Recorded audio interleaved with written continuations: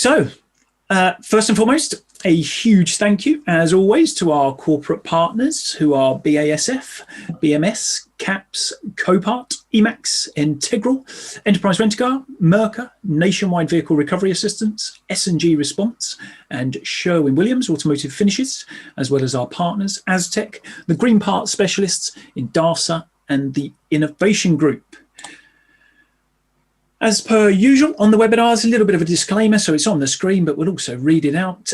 So the views and opinions expressed during the following webinar are those of the individual contributors and do not necessarily reflect the official policy or position of the contributor's employer, organisation, committee, or other group or individual. Please respect all contributions, and we encourage you to join the conversation via the interactive functions available. And so today's lineup. We've got Richard Ketley, Head of Network at the Innovation Group. We've got Stuart Sandell, Assistant Vice President, Sales, UK and Ireland, Enterprise Holdings. And we've got Luke Stafford, Sales Manager, New Business at BASF. So welcome. So we'll come round and we'll let you guys introduce yourselves. So Luke, I'll step across to you if I may first. Absolutely. Hello, everybody. Afternoon. Luke Stafford here. As Mark said, Sales Manager New Business at BASF. I've been reliably informed by LinkedIn. I've been in the industry for 12.5 years now. Most recent of those 5 at BASF, where me and my team are responsible for the growth of the Glazeret and RM brands. Super stuff. Thank you very much, Luke. And we've got obviously plenty to discuss with you. Lots of exciting stuff going on at the moment with BASF. And Stuart, we'll come across to you, if we may. Thanks, Mark. Good afternoon, everyone. Stuart Sandell from Enterprise Rent-A-Car. I've been in the enterprise business for 19 years, so a long time, 10 years of that in operational side of things. And then the last 9 years or so working in sales. My current role sees me overseeing our UK and Ireland sales divisions for replacement rental, our flexi rent commercial leasing business, and also our affinity and partnerships business. So a fair old time in the industry. 19 years, Stuart, 19 years. I know everyone, he doesn't look old enough, but we'll get back to that in soon. Richard Ketley, over to you if we may. Yeah, hi, thanks, Mark. Hi, everybody. Richard Ketley, Head of Network for Innovation Group. Been with Innovation Group for 6 years. I think I've been in the industry since I left school, so that's about 30 years now. Been head of network for the last couple of years for Innovation Group, and my role is to provide a repair network for our clients to meet all capabilities. So that includes car, light commercial and commercial vehicles. And I have the overall operational control of that team, which includes an office-based team as well as a field-based and an audit team. So yeah, that's me in a nutshell right now. Been knocking around for a while, I guess. Been knocking around for a while, and you can find out more about Richard's knocking around the industry on a podcast that we recorded a few weeks ago. Great insight into his career path to date and all that's going on with himself and the Innovation Group and the network. So well worth a listen. So to kick things off, in the usual fashion, if you like, we're going to run a little bit of a poll. So people who tune in regularly will be familiar with this. And again, it's not restricted. It's open to all to have a quick vote. So very simply, have you experienced a change in claims volumes over the past few weeks? Significant increase, slight increase, remain static, slight decrease, or significant decrease? And again, it's all anonymous. We can't see who's voting for what. So just an indicator of what's happening out there within the industry at the moment. So cast your votes. We'll give people a little bit of a chance to join in there. Okay. All right. Looks like everything's come in. Let's share the results. Slight increase, 33%. That's the good news. Remain static. 21%, slight decrease 38%, and significant decrease 7%.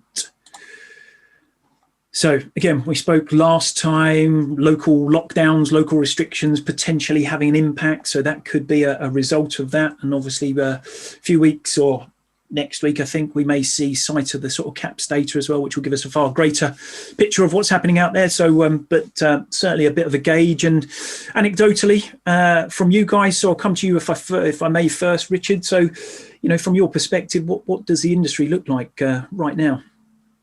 I think the poll that you've just run sums it up basically, Mark. Volumes are still inconsistent. I think it's fair to say most people have seen quite a large increase from where we were from April, where everyone's numbers just completely dropped, but still very, very inconsistent. Slight increase week on week, but it's erratic. I see different areas of the country busy one week and not so the next week. I take quite a number of calls from repairers each week, just checking in and seeing what volumes are like. And, I think from a national point of view, that's what we see. It's still very inconsistent.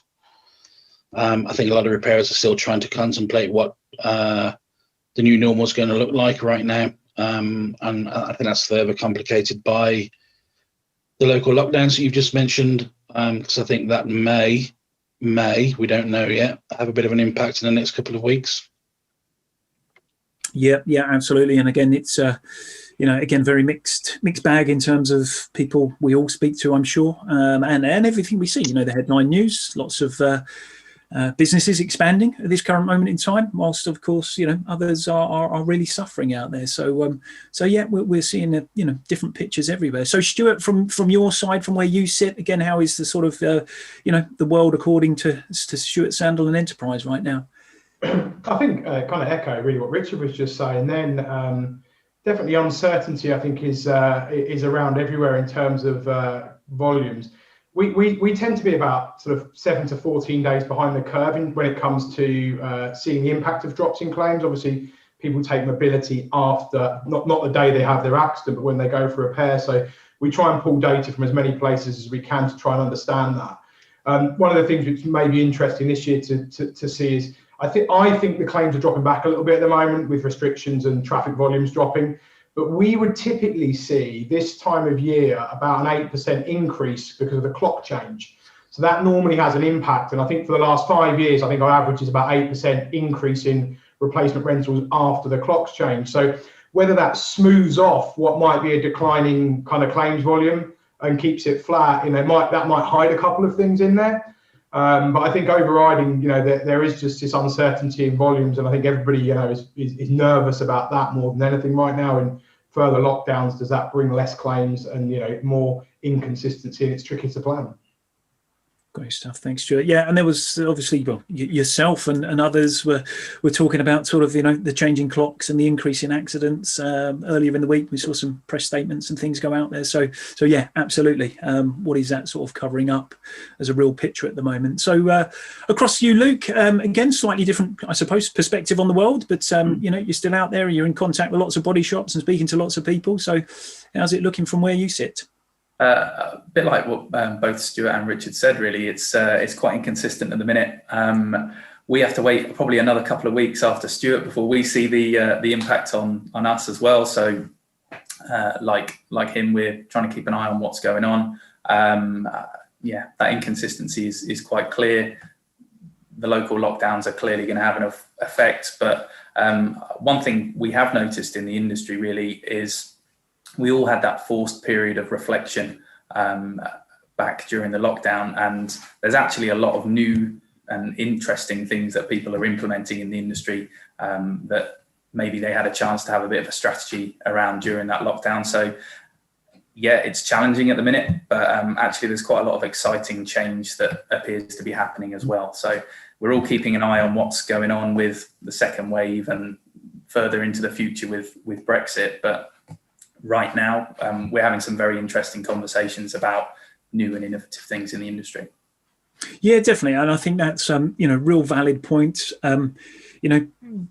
despite the negatives, there are some real positive things happening out there. Some people approaching this in very different ways and looking at the opportunities. So yeah, we certainly, as hard as it may seem, not to get bogged down too much in the negative, it's certainly worth raising those, the good points to come from this. And just a quick message from Kevin at CAPS. CAPS data should be available Wednesday, Thursday next week. So thanks for that, Kevin.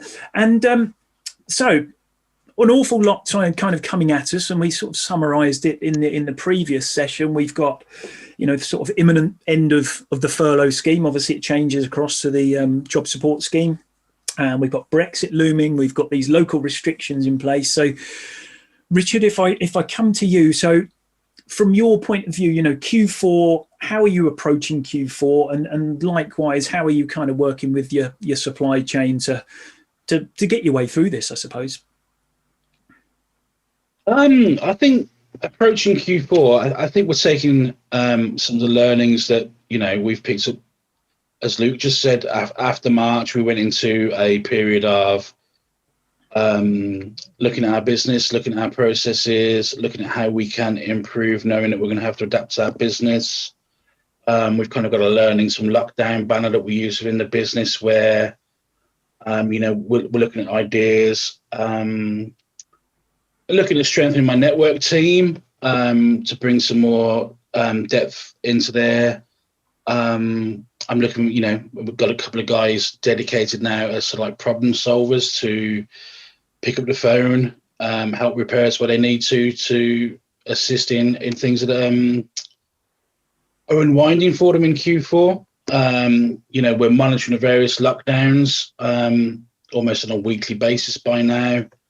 We're communicating with our network regularly. We're reaching out to them. We're getting them to feed in any issues that they see so that we can be ready to meet and help as they arise.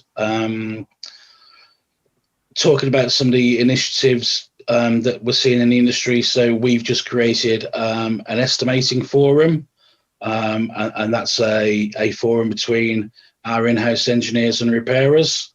I think one thing we've all learned from lockdown, there's lots more technology available now for communication. So we have a weekly call with some repairers and engineers, and feedback is really great there. We had a lot of initiatives running prior to lockdown, and the repairers really feel that that's really helpful. It's great to be able to touch base with somebody in a video call like this or a webinar.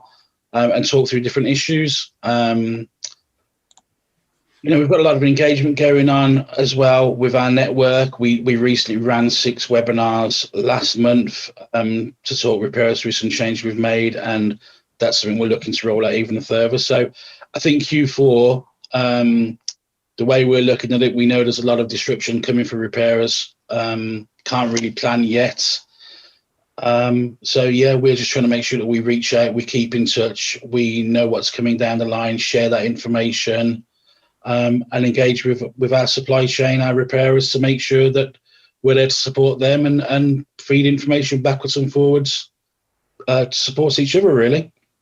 That sounds like great additions to the infrastructure that you've got there, Richard. So, hats off to you for doing that. And, I'm sure the repairers on board, sort of feel a bit more supported in that sense, and I think that can only be a good thing. And I think that way you kind of get the two-way communication going, which is essential for you, obviously, to understand the availability within the network, and likewise from their perspective to understand that what's likely to be coming their way. Stuart, same thing for you, really. Kind of Q4. If we take that, how are you guys approaching it, and how are you working with the supply chain to navigate your way through it, really? I think if you were to put it into one phrase, I think Q4, cautious optimism is probably the way that we're approaching it as a business right now. I mean, obviously the last 6 months or longer than that now even has been really challenging for any business. Particularly, we're linked to the travel sector massively. So away from the obvious parts that we do with the replacement rental for insurers and body shops, our links to the travel sector can't be avoided or ignored at this stage. So we've been through a really challenging period, and that part of our business still remains really unstable, and airports, which would have been, again, through holiday periods and that, really big business for us as a global brand, are all but sort of 50% or further back. But I think because we've got a rich and the diverse business, really, we feel really good about how we're going to reallocate our resources to our home city branches. That's our fleet, and we've had some parts of our business do really well. So, the flexible leasing business has grown significantly during the period. Some of our work with public sector, and obviously claims volumes returning means that our replacement rental business. So that puts us in pretty good shape, and our business has recovered really well. So I think we're very optimistic, and I think when you look at that from a supply chain perspective, obviously as a supplier of repair to the industry from our own fleet repairs and also repairs we do on behalf of insurers, brokers, fleet and accident management companies, I think echoing really Richard's points, it's about really good communication. If we can continue to be strong and successful and grow back, then we can fill those body shops with some of our work. So using the technology we've got to make sure it's easy to do business with us, I think that's really important. I think when we see ourselves as a supplier and also with our own supply chain, it's always good if you can find people who are easy to do business with, balance to make sure that we're competitive in the marketplace and winning new business and are able to then provide profitable repair work to repairers. I think also just paying people properly can be something that's really important at times like this. It's such a simple thing to do, but again, that's something that we have to reflect on, as a supplier and to our own supply chain. So I think some critical things there: technology, speed of payment, and really good lines of communication. Great stuff. Thanks, Stuart. And again, a lot of those things were talked about very early on, and arguably still some of the most important things that are there now. So no, it's good to hear that finger on the pulse in terms of those topical issues. And Luke, from your perspective, Q4, you've obviously, we'll come on to it, but kind of an exciting product launch, if you like. But generally, how are you working with the supply chain to sort of navigate these waters? On the risk of echoing what the guys have said, really taking the lessons that we learned during lockdown and trying to implement them and be aware of what's coming ahead of us, or at least trying to get that crystal ball out and foresee what we can foresee. So staying in regular contact with everyone in the supply chain has been really key for us. Trying to be proactive about things like stock management with Brexit on the horizon, because we're all focusing on COVID at the minute. But we've been doing that, and then really around new ways of supporting and working with the customers. So we've got a new dashboard tool that we've recently launched that is there to support the customers remotely, and our technical team can dial in and work with them on that. And that's been successful as we've been rolling that out, and just other ways of communicating with people. I think we've all become very familiar with Zoom, and that's maybe just sped up during this whole process. So yeah, taking those lessons that we've learned, implementing them, and being more prepared if there is a second lockdown to try and work a bit differently. Great stuff. Thanks very much, Luke.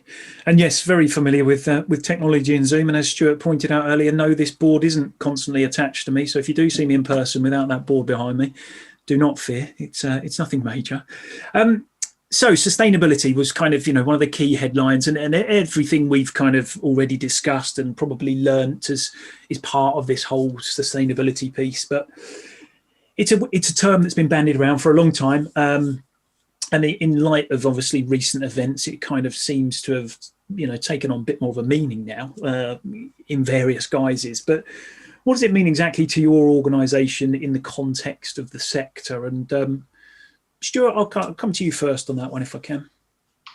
Yeah, so I think sustainability is quite, it's a big old term, and I think when we think about sustainability as a business, a lot of that's about having a good plan and making sure you make sensible decisions for the short, medium, and long term, and then also being able to react really well as well. So we had lots of plans and conversations in flight around customer experience as a business and how we were going to adapt the way that we served customers, and that was all led by people wanting more personalised service and more technology-enabled service. And COVID for us, actually, I remember talking about this right at the beginning in the when you did the festival. It suddenly shifted where our focus had to be. So we listened to what our customers were telling us, and we found out which parts of that customer experience had now become important to them.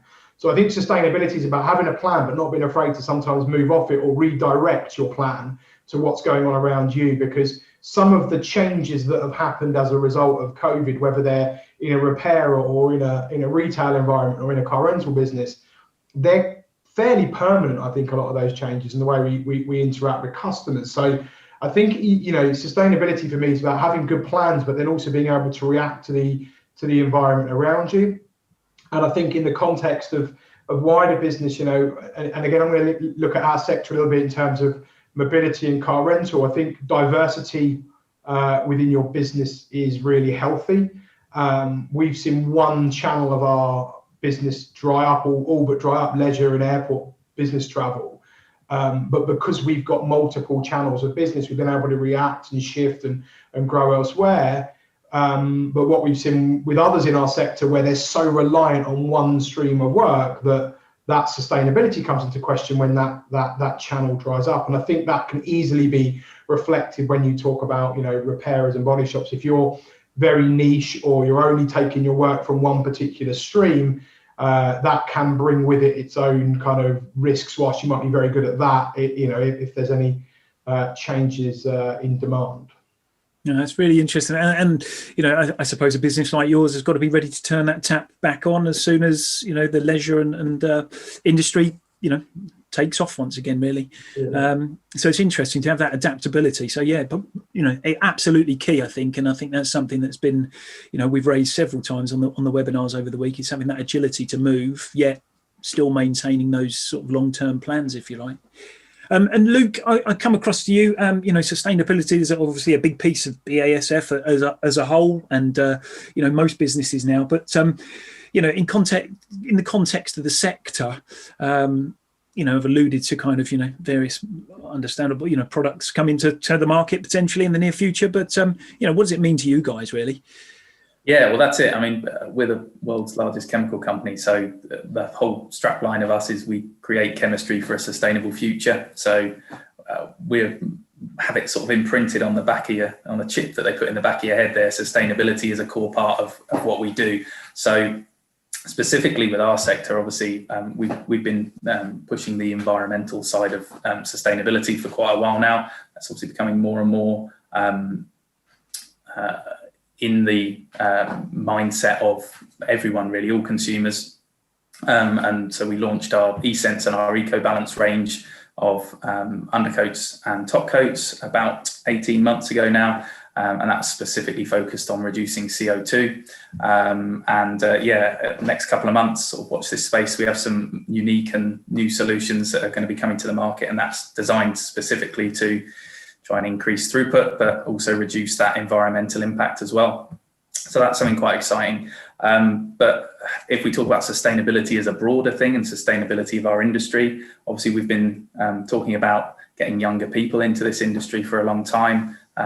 We were one of the initial platinum partners of AutoRaise, and I think getting young people in is still going to be a real key sort of focus point for the industry, and that's not just for young productives in the body shops, but that's also for the sort of people that are the next generation of business leaders and that will be running the business in the next 10 years as well, because there's a big gap across the board on that front. Yeah, definitely. Yeah, and you know, apprentices again has been one of those conversations we've had over the weeks, and it's almost, yeah, you know, sort of, you know, backfilling for want of a better term, but yeah, we just need to continue that, despite obviously everyone's sights being set elsewhere and distractions elsewhere at the moment. It's critical that we keep you know, fresh blood coming into the industry. So we're just going to run another little poll, if we may. So sustainability. So we'll launch it there. So drilling down beyond the three key business sustainability pillars of environmental, financial and social, what would you class as your top sustainability focus right now? So I've just laid out a few ideas: business agility, cost reduction, environmental impact, personnel, enhanced relationships, deployment of technology, business growth, improved efficiencies. And again, everything's anonymous. We can't see what anyone is voting for. So just cast your votes. It'd be good to get just a bit of an insight into people's thoughts at the moment. Again, I think when you talk sustainability, arguably most people immediately go for the sort of, think environmental, but, we are talking rounded business approach here. So I'll just give a couple more votes to come in. All right. Interesting one.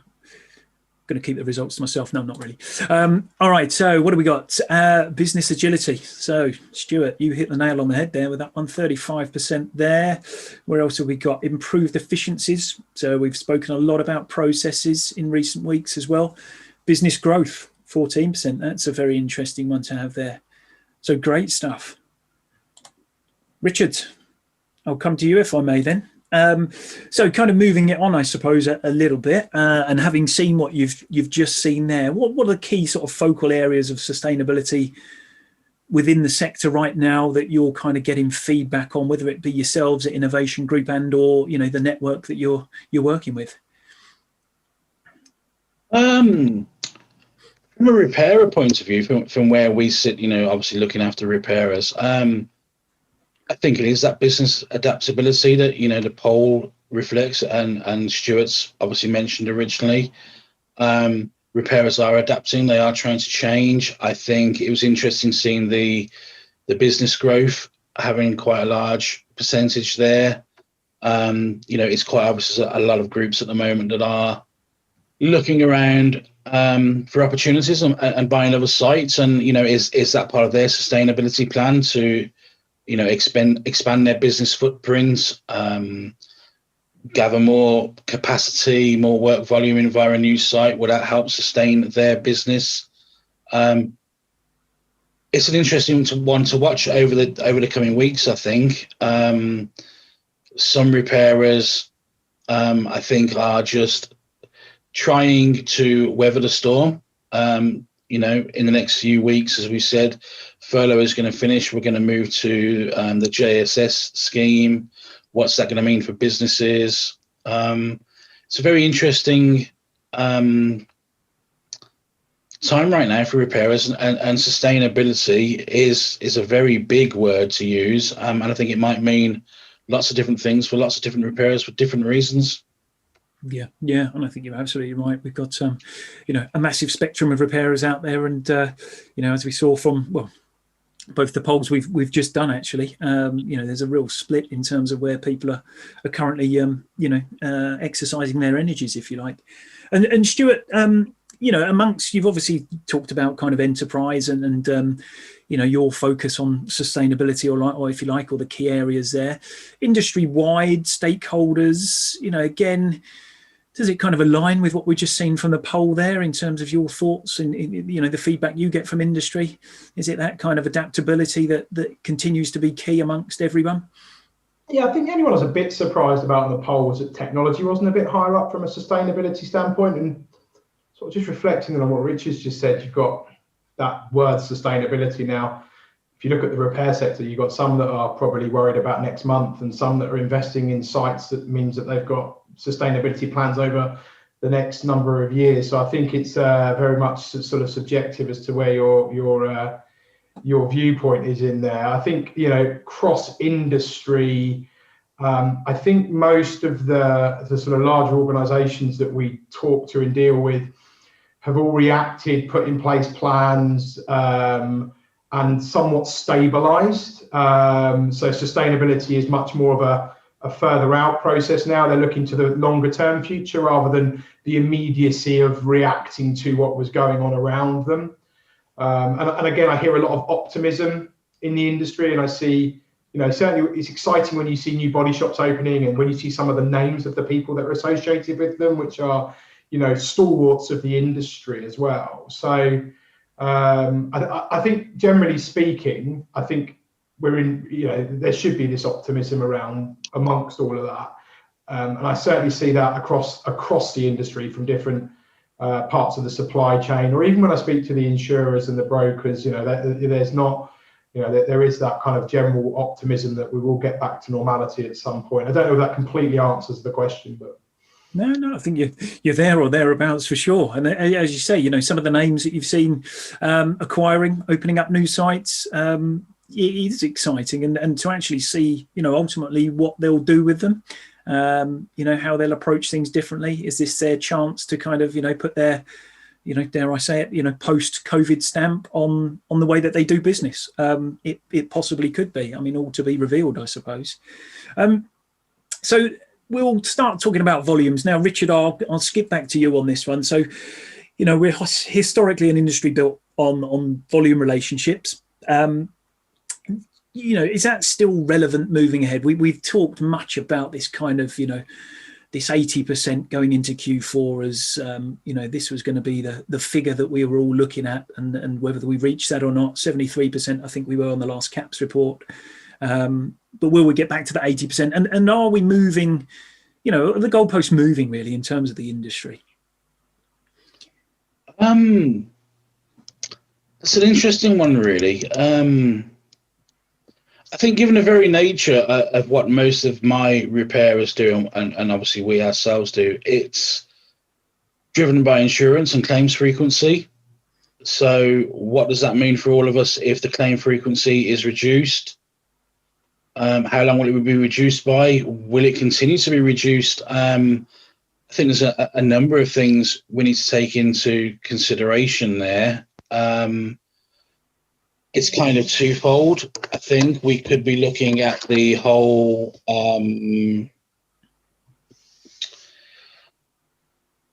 sector moving slightly. Are people who are working from home likely to need their car now? Are 2-car households likely to reduce to 1-car household?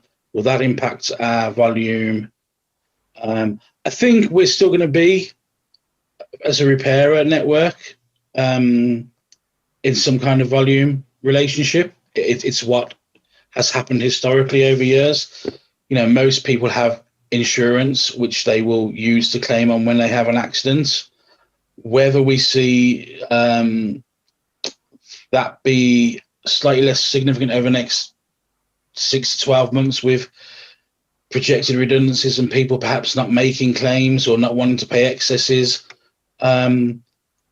maybe we'll see slightly more people making trips to body shops for private or retail or just cosmetic work rather than make a full insurance claim.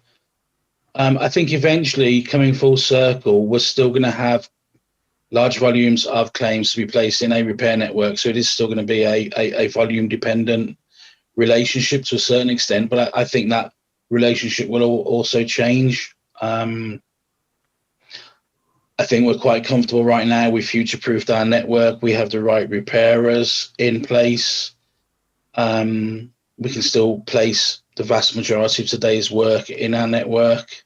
So yeah, I think right now, is it a volume relationship? When everyone's worried about volume, it's hard to say. I think in the future, potentially, there's still going to be a significant volume of repair work that insurance companies will need to get placed. So yeah, it may well be. And do you think that might become, again, more sort of specialist driven, Richard, as whether it be near or longer term future?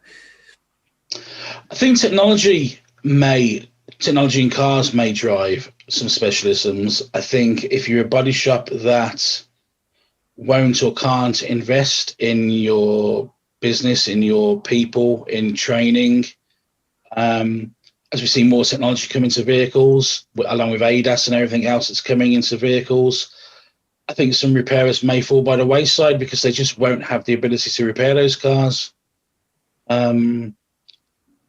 Again, I think, in terms of volume, it's the vast majority of vehicles. So no, there won't be any specialisms. Will we see some body shops move into a specialist or niche areas such as classic cars? Maybe we will, just because the cost of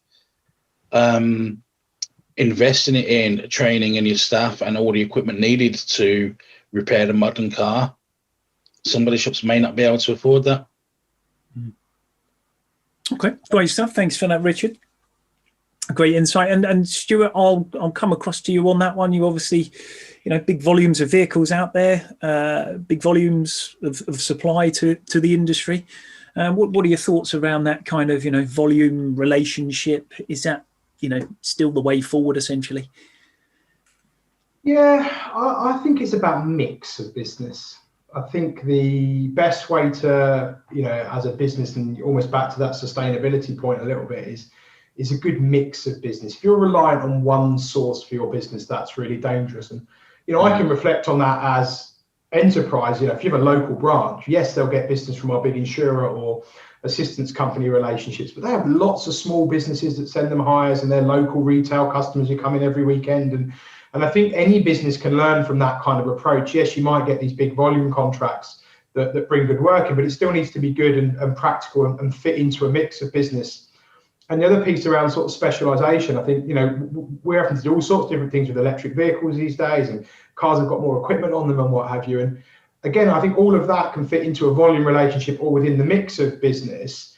And, remember when I first got into the insurance industry, a very well-known gentleman from the insurance industry said to me, there's no such thing as a bad risk, there's just a badly priced risk. And it's the same in any sector, in that as a body shop or as a repair or as a car rental company, there's not really bad business. You just got to price it right and make it fit within the mix of what you do. So if there's going to be more EVs or something, and they're going to be a small volume as a part of it, well, if you can specialize in it, then great. You can maybe make some more margin on those, or charge the appropriate price for them within the mix of all the business you do.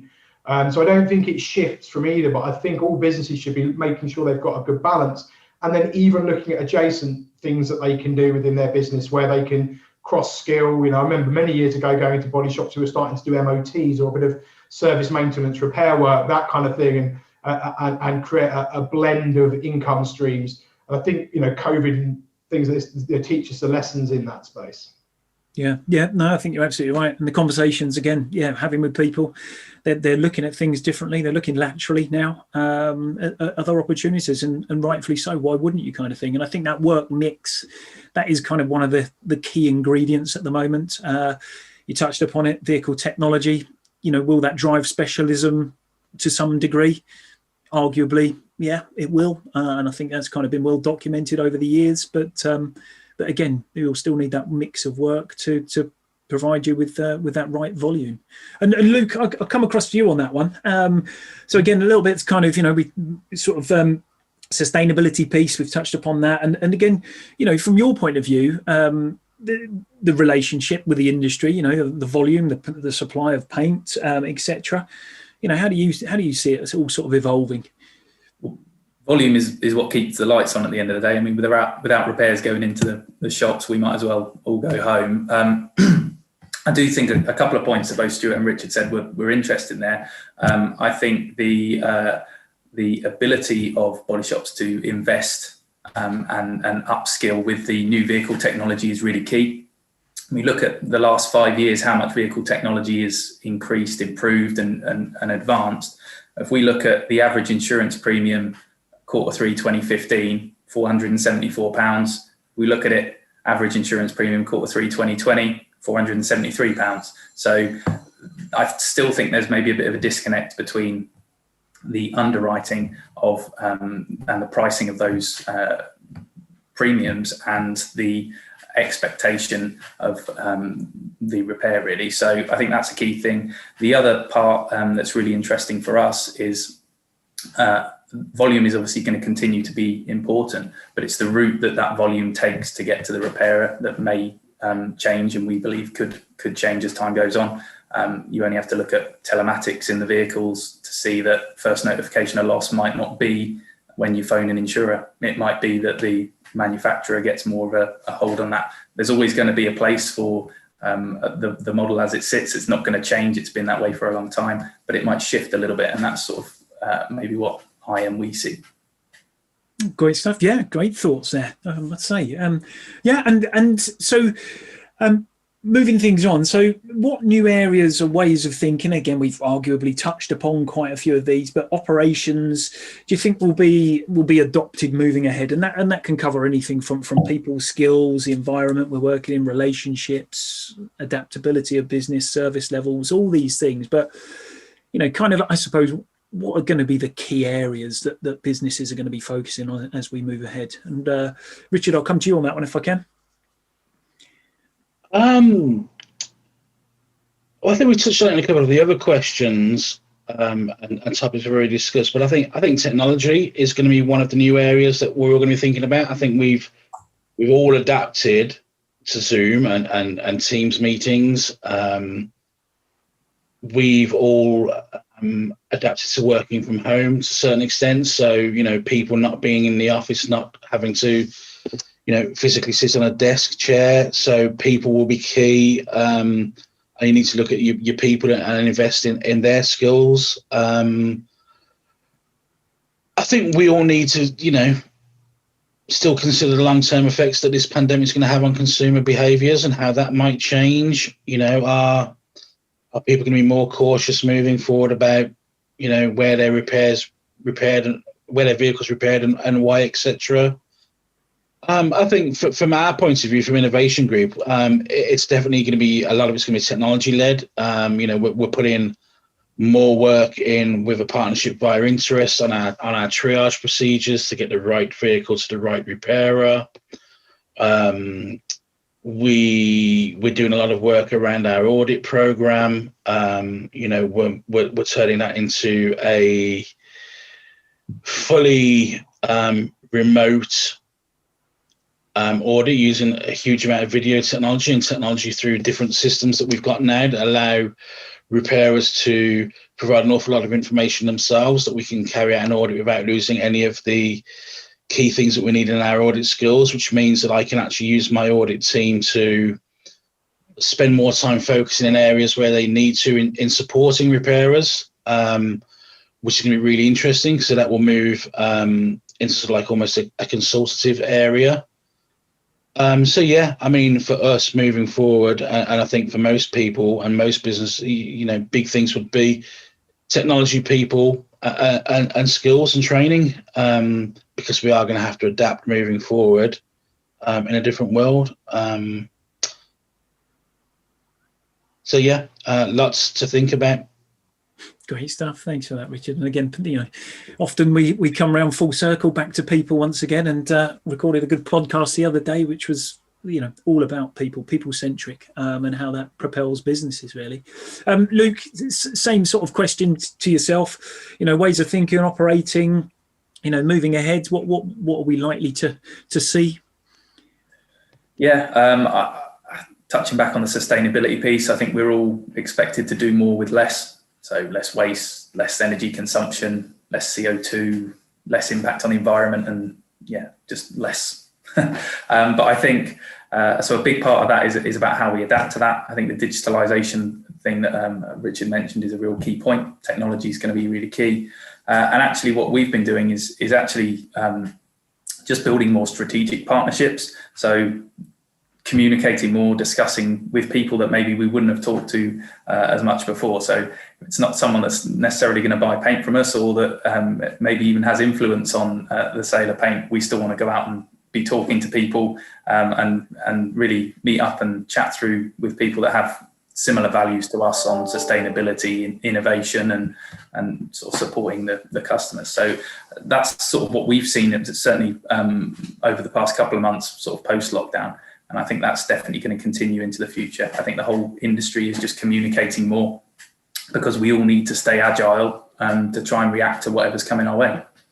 Yeah, sure, absolutely. And it's it's great to hear the sort of different approaches, really, that are stemming from this. And it's interesting to hear that you just want the conversations with the industry as a whole, really, rather than just those who possibly would buy products off you traditionally. So again, final poll for today. So one on the future.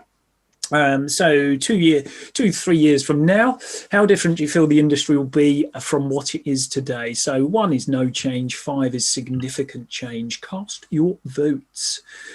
again, just a little bit of a gauge, all anonymous. We don't know who's voting for what, so be interesting just to get a feel there.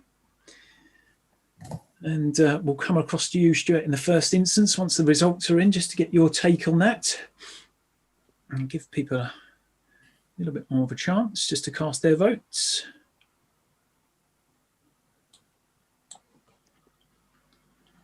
Okay. We'll say they're all in.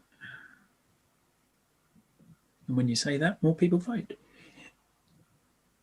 All right, there we go. So share the results.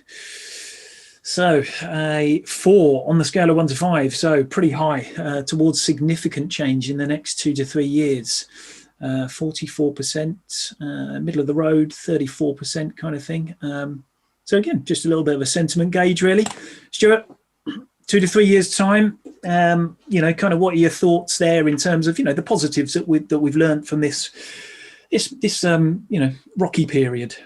I hope it's a lot different than it is today. As much as this is nice, I'm not a fan of working from home and Zoom and Teams, and having gone back to the office a bit and spent some time with some people, I definitely felt more productivity and just a general better experience of work. So I think people will get back to working in a more normal way than they were. So I'm very optimistic about that. I think it'll be a hybrid. So I think that will encourage a lot of the old normal to return. And I think you see that in society right now. I think in terms of 2 or 3 years time, I think the things that, you know, the positives that will come out of this, and you just talked about it in that last piece of, I think technology is going to be really important. I think people are going to be really important. And I think it's the mixture of the two. I don't think you can have great technology and bad people and great technology. I think if you've got, you know, great people and great technology, that mix will work really well together.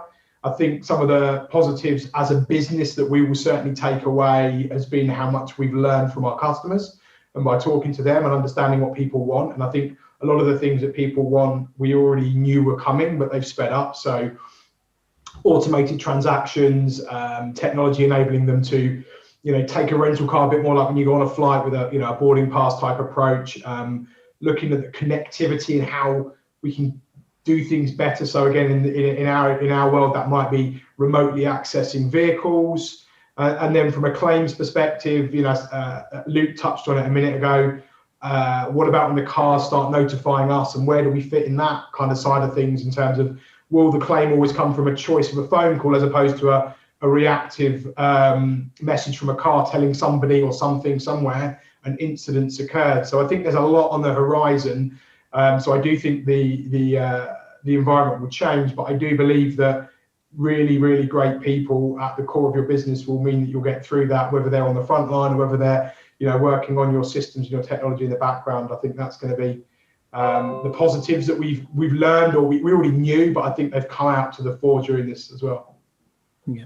Yeah, absolutely agreed. And Luke, I'll come across to you with that idea then. You know, 2 to 3 years time, you've kind of said it yourself, you're having conversations with all sorts of people now that perhaps arguably historically you wouldn't have. You know, where do you see kind of yourselves, and what positives are you gleaned and taking with you on the journey going ahead? Well, I think we're seeing, change is actually speeding up. So I think the fact that most people are saying significant or very strong likelihood that it's going to be different, I think is sort of finger on the pulse there. That's how I feel it's going to be. Definitely around technology, we're going to have more people working from home that can. We're going to have more people contacting each other remotely. That's going to continue. New tools. I think I said earlier on, this sort of time has been a real period of reflection for a lot of businesses. And actually, I think it's been a real catalyst for change. So there's a lot of projects that have been started that have been being talked about for a few years before, and this has been an opportunity and a positive opportunity to actually try and implement some of those things and make some of those changes. So I think it's going to look very different in the future. From our side, we believe that when volumes get back to where they need to get back to, repairers are going to need to do more repairs. They're going to need more throughput, faster process times, more efficiency, and to do it more profitably. And at the same time, there's going to be, we believe, a real push towards the sustainability in terms of the environmental impact as well. So I think those that are going to be successful are going to be the people that combine those two areas. Great stuff. Yeah, and I think that, again, that it doesn't stop, does it? There are so many factors at play that have arguably been highlighted by recent events, and really brought to the fore, that you can just see the next few years, their prevalence just increasing within the industry, and not only our industry, but across all businesses, really. And Richard, same sort of question to you. 2 or 3 years time, nobody's got the crystal ball that everyone wants, unfortunately. But the positives that you've sort of gained from recent times, from an innovation perspective. It's difficult being the last one here, because everyone's already said everything that I've got in my head, which is I think there's an awful lot of focus right now on where we're going to be in the next 6 to 12 months, and we are right to think about where we're going to be in 3 years' time. And I agree with Stuart. I think there is going to be a bit more back to normal. Hopefully at some stage there's going to be some kind of vaccine rolled out for this pandemic, which is going to be a big thing. Everyone's touched on technology, people, training, tools. Again, something I mentioned earlier about consumers and how they want to deal with insurers and repairs in the future. Are the days of big call centres open 24/7, a thing of the past? Will people be looking for technology? As Luke said, everyone likes to be contacted remotely now. Everyone likes texts. There's all the different social media and instant messaging devices out there. I guess from my point of view, I'd just like to see lots more open conversations with people. I think that would be a change. I think that's something we've started to see maybe before the pandemic started, with a drive for sides to come together. We're all in this together. Luke needs to sell paint. Repairers need work needs, insurers need networks. Stu needs to rent his cars. We're all kind of in this together. And I just think, from my point of view, 3 years down the line, I'd like to see more technology, but I'd like to see more open conversations between us all to try and, take learnings from what we've all gone through over the last 12 months and really have a better industry as a result of it. That's just my personal point of view. Point. Well, that's a good personal point of view to have, Richard. That's for sure. Very quickly, I'm going to come to you on this one, Richard, because a question has come in regarding the future of fixed cost models. Now, again, don't want to put you on the spot with this one. If it's something you want to take offline, then we'll respond to Steve, who's asked the question. But is that something you can respond to at the moment? Not really, because it's not something that Innovation Group operate. I know there are some insurers out there that operate fixed cost models. I know there's some businesses, some body shop businesses, that have really made it work for them. I know from reading forums there are others that steer away from it because it doesn't work for them. I can't really comment to Steve on what the future looks like, not being in that environment where we operate a fixed cost model. Maybe it's something for another time. Maybe with some people who do operate those models that could probably give a better insight than I can. Yeah, absolutely. Yeah, there's no point in second guessing these things, Richard. We'll direct that to the relevant people. And again, from just sat here right now, is it just part of that work mix that Stuart's spoken about? So yeah, we'll get that sorted. So very quickly, then we'll just have a quick kind of whistle round. Partnerships, very much a two-way thing. Quick message to your supply chain partners as you sat here right now. Stuart, you're first up. I think it's got to be about open communication. We've talked about that consistently throughout that. And I think, again, I must sound like a broken record whenever I get on these things, but for me, the word partnership needs to be reflected in the behavior. And true business partnership is where you help each other for a mutual kind of benefit. So there have to be well-aligned incentives where you and your business partner both are winners in the end, not one's a winner and one's a loser. So for me, it's all about listening to each other, being fair with each other, understanding what challenges each business have and trying to solve those collectively. So whether that's us being a supplier to people or working with our own supply chain, you have to actively listen to what you're being asked to do. And I think the other piece for me that the pandemic's really shown is that I think some of the behaviours around buying of services have put undue pressures on businesses. And then when volumes, whether directly or indirectly, are impacted, the businesses fall over. So there has to be that, it's not just about winning today, it's about having a healthy supply chain, whatever that may be in the future. And you've just looped that perfectly back to sustainability for us there, Stuart. So I thank you. He's good. Big storm going overhead. Last time I said that, I disappeared from the webinar. So just brace yourselves. Luke, very quickly then, quick message to your sort of supply chain. Yeah, similar to what Stuart was saying, really, let's keep talking. It's only by us communicating and stay in touch, really, that we're able to stay agile as a partnership. As I say, we're all about building these strategic partnerships, and they've got to work both ways. And almost rounding up on what Richard said before, it's about all of us benefiting and all of us communicating, because it is all of us that are stakeholders in this industry. Beautiful. And the final say, Richard, comes across to you. Again, your thoughts, supply chain out there. I know you talk to them regularly anyway, but... Yeah, I do talk to them regularly. And what I'd say to particularly my network, we will keep up the communications, whether you like it or not. We will keep up with the newsletters that come out every month. I don't know if anyone actually ever reads them. Similar to what Stuart said, it is a two-way street though as well. If please keep talking to us. We need to work together to achieve goals and grow businesses together. And yeah, talk to me. Let me know what's going on in your world. Let's have these open two-way conversations, and give me feedback as well. What do you want to hear from me? What do you want to see from me? A lot of repairers will take the communications and read them. If there's anything repairers really want to see from a network, come and talk to me. Let's see what we can do to help support you even more. We've got some ideas, and we've got a huge amount coming out in the next few months to help support our repairers. But engage, come and talk to me. We're looking to run some more webinars. We're going to run some more conference calls. So yeah, open communication and tell me how we can all work better together. That's all I'd say right now.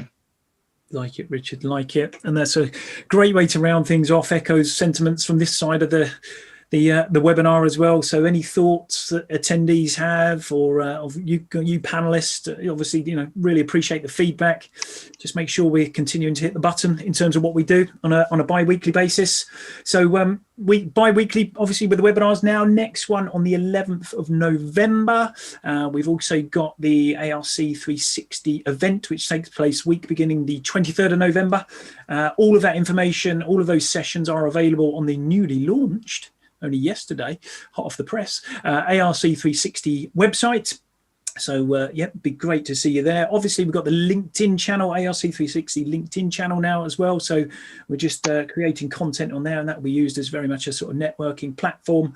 So it'd be great to see all you guys on there.